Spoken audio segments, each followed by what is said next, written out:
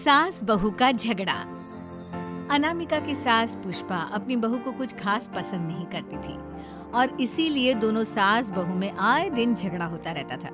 सास बहू के झगड़े के चक्कर में अनामिका के पति मोहित की जिंदगी मुश्किल में पड़ गई थी। बेचारा बार बार माँ और बीवी के झगड़े को सुलझाता ही रहता था, लेकिन दोनों समझने का नाम नहीं लेती थी। वैसे तो सब कुछ ठीक ठाक चल रहा था, लेकिन एक दिन अनामिका और पुष्पा के अंदर जोरदार झगड़ा हुआ और बात कुछ इस तरह थी। बहू, मैंने तुम्हें कल अपनी एक साड़ी धोने के लिए दी थी। हाँ मम्मी जी, वो साड़ी धोकर मैंने आपकी अलमारी में रख दी है। उसी की बात कर रही हूँ मैं। जरा देख तो, इस साड़ी को देखकर किसी भी तरह से लगता है ये धुली हुई है। अरे मम्मी जी, मैंने आपकी साड़ी वॉशिंग मशीन में अच्छे से धोकर सुखाकर आपकी अलमारी में तह बनाकर रखी थी। आपके तो नखरे खत्म ही नहीं होते। अरे कैसे बात कर रही है मुझसे? मेरे नखरे? अरे मोहित, जरा ये देख तो, ये साड़ी धुली हुई लग रही है क्या? अरे मम्मी, जब अनामिका कह रही है कि उसने साड़ी धोई थी तो मान लो ना। हर बात पर झगड़ा करना जरूरी है क्या? क्या है ना मोहित, तुम्हारी माँ को तो मेरे हर काम में नुस्ख निकालने की आदत पड़ गई है। जब तक दो चार खरी खोटी सुना नहीं लेती ना, इनका दिन नहीं निकलता। अरे चुप कर, वो होकर मुझे जवाब देती हो। एक तो गंदे कपड़े उठाकर अलमारी में रख दिए, ऊपर से कैंची की तरह कचर कचर बोली जा रही हो। अरे मम्मी जी, आपको समझ में नहीं आता क्या? मैंने साड़ी धो कर रखी थी, तो फिर इतनी गंदी क्यों लग रही है? मुझे क्या पता मम्मी जी, आप इस पर इस तरह तेल और घी की चिकनाई के दाग लगाकर लाएंगी तो ये मेरी जिम्मेदारी थोड़ी ना है। अरे तो हाथ से धोना चाहिए था ना। मैं आपकी बहू हूँ, नौकरानी नहीं जो एक कपड़ा रगड़ रगड़ कर हाथ से धो लूंगी। आपको पहननी है तो पहनिए, नहीं तो रख दीजिए। तुझे तो मैं अच्छी तरह बताऊंगी, मुझे जवाब देती है। एक दिन सुबह के वक्त, अरे अनामिका, मेरी व्हाइट शर्ट कहाँ है? आज ऑफिस में बहुत बड़ा प्रेजेंटेशन है और मुझे वो व्हाइट शर्ट पहन कर जाना है। मुझे पता है, आपने मुझे 2 दिन पहले ही बता दिया था और आपकी शर्ट मैंने धोकर अच्छी तरह आयरन करके अलमारी में लगा दी है। जाइए वहाँ से ले लीजिए। अनामिका, ये तुमने क्या किया? ये देखो, शर्ट पर लिपस्टिक का दाग लगा हुआ है और ये तो एक जगह से जल भी गई है। नहीं नहीं मोहित, ऐसा नहीं हो सकता। मैंने तो तुम्हारी शर्ट ठीक से इस्त्री करके अलमारी में लगाई थी। तो फिर ये जल कैसे गई अपने आप? अलमारी में लटके लटके थोड़ी ना जल जाएगी। मोहित, मुझे अच्छी तरह याद है। देखो, अपनी गलती को छुपाने की कोशिश मत करो। और अगर शर्ट जल भी गई थी तो तुम्हें पहले बताना चाहिए था ना। मैं नई शर्ट लेकर आ जाता। अब ऐन वक्त पर शर्ट कहाँ से लेकर आऊं? प्रेजेंटेशन का सब खराब हो जाएगा।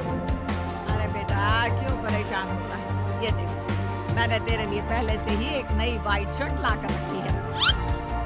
लेकिन मम्मी, आप मेरे लिए व्हाइट शर्ट क्यों लेकर आई? अरे मुझे पता था तेरा प्रेजेंटेशन होने वाला है और अपनी इस बहू पर तो मुझे बिल्कुल भी भरोसा नहीं।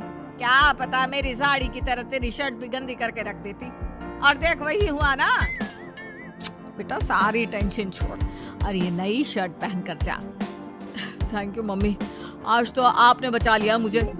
कुछ दिनों के बाद, अरे अनामिका, जानती हो, ऑफिस में मेरा जो दोस्त है ना अमर, आज उसका बर्थडे है और उसे तुम्हारे हाथ का चॉकलेट केक बहुत पसंद है। थोड़ा सा बनाकर टिफिन में रख दो ना प्लीज। हाँ हाँ, क्यों नहीं, मैं बहुत अच्छा केक बनाकर आपके दोस्त के लिए रख दूंगी। तुम्हारे हाथ का खाना खाकर तो वैसे ही मेरे ऑफिस के सारे लोग इतनी तारीफ करते हैं, क्या बताऊं। प्लीज एक अच्छा सा केक और बना दो, मेरी तो ऑफिस में शान बढ़ जाएगी। अनामिका केक बनाने के लिए रख देती है। पुष्पा चुपचाप जाकर उस पर ढेर सारा नमक डाल देती है। देख अमर, तेरी भाभी ने तेरे लिए चॉकलेट केक बनाकर भेजा है, तुझे बहुत पसंद है ना? यार, तू बहुत किस्मत वाला है, भाभी इतना अच्छा खाना बनाती है, साथ में केक भी। वैसे भाभी को थैंक यू बोलना। थैंक यू बाद में, पहले तो ये केक खा कर देख। बहुत मेहनत से बनाया है अनामिका ने। अरे यार, इस केक में तो बहुत सारा नमक है। लगता है भाभी ने शक्कर की जगह खूब सारा नमक डाल दिया है। अरे मोहित, तू तो अपनी बीवी की कुकिंग की बहुत तारीफ करता फिरता है। जरा पूछना अपनी बीवी से, केक में नमक कब से डलने लग गया? क्या यार, तुझे भी मेरा ही जन्मदिन मिला था बिगाड़ने के लिए। केक नहीं लाना था तो मत लाता, कम से कम मुझे इस तरह नमक वाला केक तो नहीं खिलाता। अरे नहीं यार, अनामिका ऐसा नहीं कर सकती, जरूर कुछ गड़बड़ हुई होगी। घर जाने के बाद अनामिका, अगर तुम्हारा केक बनाने का मन नहीं था तो ना बनाती, लेकिन मेरी बेइज्जती करवाने की क्या जरूरत थी? अरे आपकी बेइज्जती, ये आप क्या कह रहे हैं? मैंने तो सुबह आपको इतने अच्छे तरीके से केक बना कर दिया था। हाँ, लेकिन उसमें इतना सारा नमक डाल दिया था कि आज ऑफिस में मेरा अच्छा खासा मजाक बना है। मेरे सारे दोस्त हंस रहे थे मुझ पर। अरे बेटा, मैंने तो तुझे पहले ही समझाने की कोशिश की थी, एक नंबर की गैर जिम्मेदार है ये लड़की, कोई काम ठीक से नहीं करती। उस दिन भी गंदी साड़ी रखती थी मेरी अलमारी में और झूठ बोल रही थी। कुछ दिनों के बाद अनामिका देखो, मैंने अपना लैपटॉप चार्जिंग पर लगाया है, उसे अच्छी तरह चार्ज होने देना। मेरी एक अर्जेंट मीटिंग है, प्लीज बीच में से हटाना मत। हाँ हाँ ठीक है, मैं नहीं हटाऊंगी। पुष्पा चुपचाप से जाकर चार्जिंग का बटन बंद कर देती है। थोड़ी देर बाद, अरे ये लैपटॉप चार्ज क्यों नहीं हुआ? और ये बटन किसने ऑफ कर दिया? अनामिका इधर आओ। क्या हुआ? क्यों चिल्ला रहे इतना? अनामिका, मैंने तुमसे कहा था ना, मेरा लैपटॉप चार्जिंग पर लगा हुआ है, मेरी अर्जेंट मीटिंग है, तुमने इसका स्विच ऑफ क्यों कर दिया? मैंने ऐसा कुछ नहीं किया, मैं क्यों स्विच ऑफ करूंगी? कुछ दिनों से देख रहा हूँ अनामिका, तुम मेरा हर काम बिगाड़ देती हो। कम से कम तुम्हें इस बात का तो ध्यान रखना चाहिए था कि मेरी कितनी इम्पोर्टेंट मीटिंग थी। अब क्या करूंगा मैं? I'm sorry मोहित, लेकिन सच में मैंने जानबूझकर कुछ नहीं किया। अगर जानबूझकर नहीं किया तो क्या सब कुछ अपने आप हो जाता है? कभी मेरी शर्ट जल जाती है, कभी केक में नमक डल जाता है। आप मेरी बात क्यों नहीं सुनते? मैंने जानबूझकर कुछ नहीं किया। फिर से वही बात। अरे कितनी बार तुम्हें समझा चुका हूँ, इस तरह मेरा काम बार बार मत बिगाड़ा करो। तुम जानती हो मुझे कितनी प्रॉब्लम होती है, ऑफिस में तो पहले ही बेइज्जती करा चुकी हो, और अब ये मीटिंग, ये भी मेरे हाथ से निकल गई। अनामिका की समझ में कुछ नहीं आता कि आखिर उसके साथ ये सब क्या हो रहा था और क्यों हो रहा था। फिर कुछ दिनों के बाद मोहित अपने ऑफिस से कुछ फाइल लेकर घर आता है। अनामिका, ये कुछ फाइलें हैं, इन्हें संभाल कर रख दो, और प्लीज इस बार ध्यान से, कोई गड़बड़ी नहीं होनी चाहिए। नहीं मोहित, कोई गड़बड़ी नहीं होगी।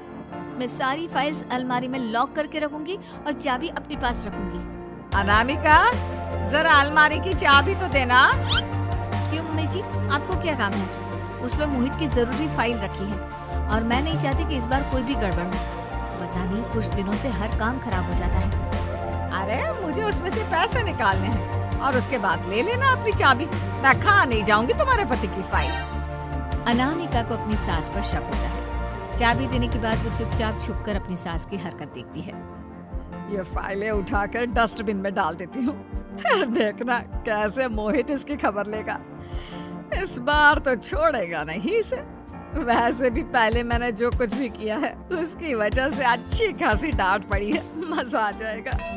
अच्छा तो ये बात है, सारा काम मम्मी जी बिगाड़ देती है, वो भी इसलिए क्योंकि मेरा उनसे झगड़ा हो गया है। सास के जाने के बाद अनामिका मोहित को बुलाकर लाती है। क्या हुआ अनामिका, क्या दिखाना है? ये देखिए, आपकी फाइल डस्टबिन में पड़ी हुई है।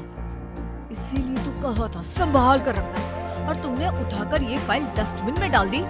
मैंने नहीं, तुम्हारी मम्मी ने डाली है, मुझसे बदला लेने के लिए, ताकि तुम मुझे डांटो। और अगर मैंने डाली होती तो मैं तुम्हें दिखाने के लिए बुलाकर तो नहीं लाती ना। मैं अभी मम्मी से जाकर बात करती हूँ। थोड़ी देर। मम्मी, सच सच बताइए, मेरी फाइल अलमारी में से निकालकर डस्टबिन में आपने डाली थी ना? अरे अपनी माँ पर इल्जाम लगाता है, शर्म नहीं आती तुझे? मैं इल्जाम नहीं लगा रहा हूँ मम्मी, जो सच है वही पूछ रहा हूँ। अब जल्दी से बताइए आपने ऐसा क्यों किया? अरे तो क्या करती, तेरी बीवी मुझसे झगड़ा करती है, उल्टे सीधे जवाब देती है, मुझे उससे बदला लेना था। मम्मी, लेकिन आप दोनों के झगड़े के चक्कर में मेरा कितना नुकसान हुआ है, ये कभी सोचा आपने? मम्मी जी, अगर आपका बदला पूरा हो गया हो तो आइंदा ऐसी कोई हरकत मत करना, क्योंकि अब आपकी सच्चाई हमारे सामने आ चुकी है। ये तो वक्त ही बताएगा मैं क्या करूंगी और क्या नहीं। मम्मी जी, कहा ना आप ऐसा कुछ नहीं करेंगी। अरे मेरी जो मर्जी आएगी वो मैं करूंगी। मेरा सर घूम रहा है। सास बहू के झगड़े में मेरी जिंदगी का तो कचरा हो गया है, कचरा।